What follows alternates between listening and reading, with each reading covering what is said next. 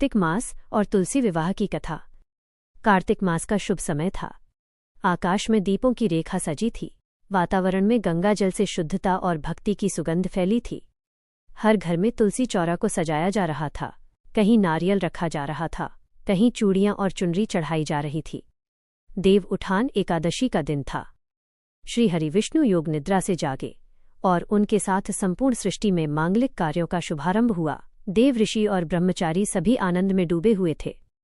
किंतु उसी समय तुलसी माता ने शांत स्वर में भगवान विष्णु से निवेदन किया, प्रभु, इस बार देव उठान एकादशी रविवार को पड़ी है और आप जानते हैं कि रविवार को मेरे पत्ते तोड़ना या मुझ पर जल चढ़ाना वर्जित माना जाता है। तो क्या मेरे भक्त इस दिन मेरा विवाह कर पाएंगे?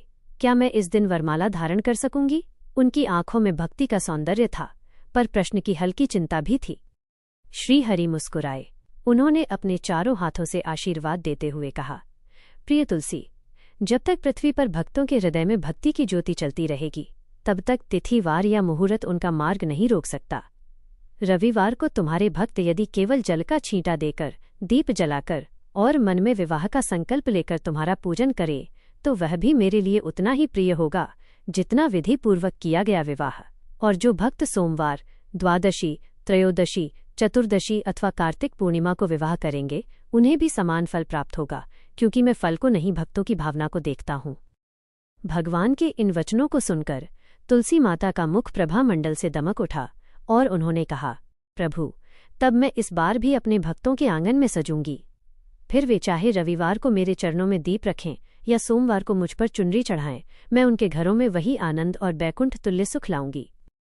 भगवान विष्णु ने मंद मुस्कान से कहा, ऐसा ही होगा तुलसी, क्योंकि तुम्हारा नाम लेने मात्र से ही मेरे भक्तों के पाप नष्ट हो जाते हैं और विवाह के दिन तो तुम्हारे साथ मैं स्वयं उनके द्वार आता हूँ।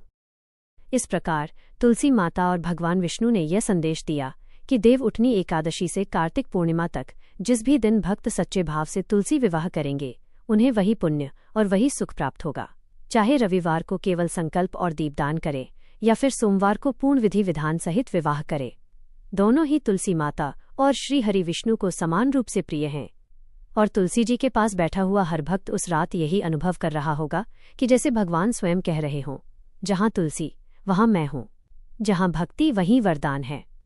तो प्रिय श्रोतों, इस बार रविवार के दिन तुलसी विवाह का संयोग पड़ रहा है।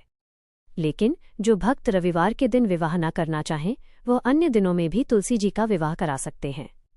आइए जानते हैं तुलसी विवाह के सभी शुभ मुहूर्तों के बारे में। हिंदू पंचांग के अनुसार तुलसी विवाह के शुभ मुहूर्त। इस बार द्वादशी तिथि 2 नवंबर रविवार को सुबह 7:32 से शुरू हो रही है और द्वादशी तिथि का समापन 3 नवंबर सोमवार को सुबह 5:07 पर हो रहा है। तुलसी जी के विवाह के लिए ब्रह्म मुहूर्त या फिर शाम का गोधूली मुहूर्त उत्तम माना जाता है।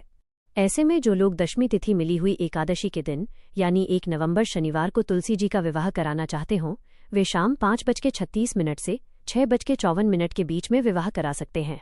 और रविवार के दिन तुलसी जी के विवाह का शुभ मुहूर्त शाम का ही रहेगा, शाम 5:35 से 6:53 तक। और इस बार 3 नवंबर सोमवार को तुलसी विवाह के 2 मुहूर्त प्राप्त होंगे। पहला 5:34 से 6:52 तक रहेगा। इसके बाद 4 नवंबर मंगलवार को वैकुंठ चतुर्दशी के दिन सुबह 4:51 से 6:35 तक और दूसरा मुहूर्त शाम 5:34 से 6:52 तक रहेगा। और 5 नवंबर बुधवार कार्तिक पूर्णिमा मुहूर्त सुबह 4:52 से 6:36 तक और शाम का मुहूर्त शाम को 5:33 से 6:51 तक तुलसी विवाह का उत्तम मुहूर्त रहेगा। और इस दिन कार्तिक पूर्णिमा है और इसी दिन कार्तिक मास की समाप्ति भी होगी।